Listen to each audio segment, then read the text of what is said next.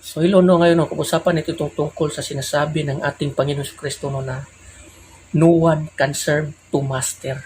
So, ngayon ang tanong ko, sino ba ang tinutumbok nito sa no one can serve two master? Dito sa ibang verse, sinabi din dito ng ating Panginoon Kristo, no man can serve God and mammon. Ano yung mammon? Kayamanan or pera. Walang tao na makapaglingkod sa Panginoon at maglingkod din siya sa pera. Ganito kasi yan. Noong unang panahon, nasasabi kasi itong mammon, pera. Kasi nga, noong unang panahon, wala pang masyadong distraction.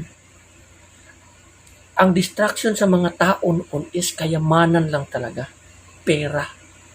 Hindi pa talaga masyadong uso ang pera noon. Meron na siguro. Meron na pala yung mga barya pera. Ano na lang. Tsaka yung mga gold. Unlike ngayon, nadadagdagan na ang distraction sa bawat tao. Bakit? Ano yun?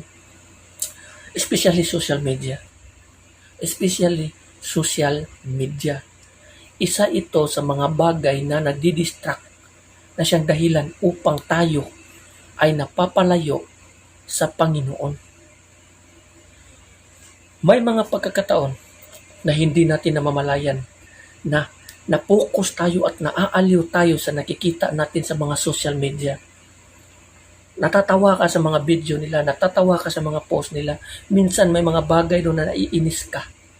Hindi mo alam na yung puso mo natatrap na sa kapangyarihan ni Satanas. Maraming mga taong Kristiyano na nagsasabi, naglingkod sila sa Panginoon. Ngunit, yung puso nila andyan sa kayamanan, andyan sa internet, gadget, social media.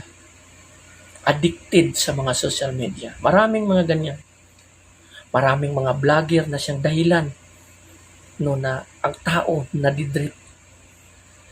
Hindi mo mamamalayan na akala mo na natili ka pa sa liwanag sa Panginoon.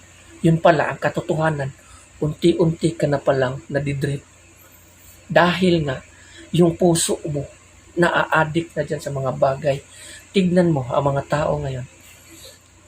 Kahit ang cellphone naka-charge. Ginagamit yan, naka-charge. Totoo yan. Yung iba naman naka-charge, naghihintay, gumagawa yan ng mga kahit ano na lang, pero yung isip at puso na doon sa cellphone, hinihintay kung kailan mapupul. So itong mga bagay na ito ay addicted yan. Ang pagiging addict sa mga ganyang bagay na yan, under yan sa kapangyarihan ni Satanas. Hindi ka makawala dyan. Ito ang isa sa pinakapangunahin din na siyang distraction sa mga tao. Nalalayo ang tao sa Panginoon. Kasi kung nasaan kasing mga bagay na tinatawag na lang, ito yung hobbies ko. Kung ano yung mga bagay na nakaka-addict sa mga tao, nakaka-distract sa mga tao, kung ano yung mga bagay siyang dahilan, ang tao unti-unting off track, napapalayo sa Panginoon, nandoon ang kanyang puso. At kung nandoon ang kanyang puso, yun ang kanyang pinaglingkuran. Kaya paano masasabi ng isang tao na kilala ko ang Panginoon, pinaglingkuran ko ang Panginoon, sinasamba ko ang Panginoon, pinupuri ko ang Panginoon, kung ang iyong puso nandyan sa mga bagay na yan. Doon mo maintindihan nga no one can serve two master. Kung pinaglingkuran mo ang Panginoon, kailangan ang iyong puso nandito. Di ba anong sabi ng Panginoon? Kung nasaan ang iyong kayamanan, nandoon ang iyong puso. Kung ang iyong kayamanan ay itong mga bagay na ito ay isang dahilan, nakaka-addict na naa-addict ka, hindi ka makawala, diyan ang iyong puso. At dahil lang diyan ang iyong puso, yan na ang nagiging mong Panginoon. At yan din ang dahilan upang ikaw ay matatrap sa kapangyarihan ni Satanas. So wag sana nating sayangin ang pagkakataon na binigay sa atin ng Panginoon upang tayo ay magbalik sa Kanya. Kasi nga, as long as na ang puso mo andito sa mga bagay na ito, nananatili ka pa sa kadiliman at wala ka pa sa liwanag. Kahit pa iniisip mo na namumuhay ka kahit pa iniisip mo na nanatili ka sa liwanag. Dahil ang totoo, andyan ka sa kadiliman. Doon sa mundo ng mga patay, doon sa impyerno, lagi niyong tatandaan. Maraming mga tao, hindi lang marami, kundi lahat ng mga tao doon humihingi ng isa pang pagkakataon upang magbalik sa buhay na ito. Humingi ng isa pang chance sa Panginoon upang ituwid ang kanilang mga mali na nagawa noon. Ngunit, hindi na sila pinapakinggan ng Diyos. Bakit? It's too late. Huli na ang lahat at wala nang pagkakataon na sila ay magbalik sa buhay na ito ngayon nga nandoon na sila sa kadiliman.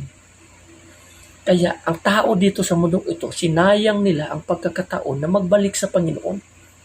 Kung alam nyo lang, isa itong chance at pagkakataon ng mga tao na binigay ng Diyos to repent, na magbalik ka sa liwanag at mamuhay sa kalooban ng Diyos.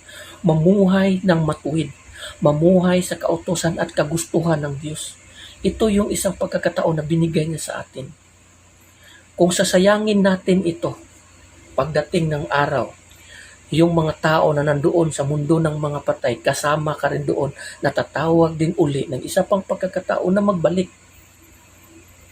Samantalang nung nandito ka pa sa mundong ito, binigyan ka ng Diyos ng ilang taon na mamuhay ka sa mundong ito, ngunit hindi ka nagbalik.